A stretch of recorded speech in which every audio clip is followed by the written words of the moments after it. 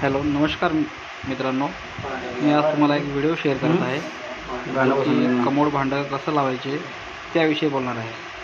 सगळ्यात अगोदर तुम्हाला माझा नमस्कार. आता मी हा भांड्याचा सेंटर काढलेला आहे. कमोड भांडं आहे. आता हे होल वगैरे मारून घेतले त्याला, कारण की भांड्याचा कोंबडा पाठीमागे असल्यामुळे खालची स्टाईल वगैरे फुटणार नाही आहे. आता हे भिंत 1.25 असल्यामुळे तर मला आता हे बीट छोटं पडत असल्यामुळे मी आता ते इकडून पण होता ते आरपार करावं लागते, कारण भिंत मोठी असल्यामुळे छोट्या मशीनवर होत नाही. त्याच्यामुळे आता परत आम्हाला जे प्लंबिंगचं सामानही घ्यावं लागलं, म्हणजे समोरच्या घरी कोणी नसल्यामुळे ते आम्हालाच मटेरियल घ्यायला लागणार आहे. इथलं वातावरणही एकदम चांगलं आहे, काय अडचण नाही, म्हणजे टेन्शन नाही आहे. घरी कोणी नसल्यामुळे सगळं आम्हीच बघणार आहे इथं. आता इथं ते कोणाला स्टॉपवर सामान घेतलं गेलं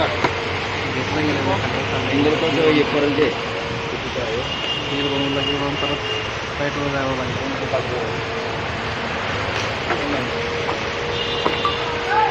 आता हे सामान घेऊन आम्ही निघणार आहोत.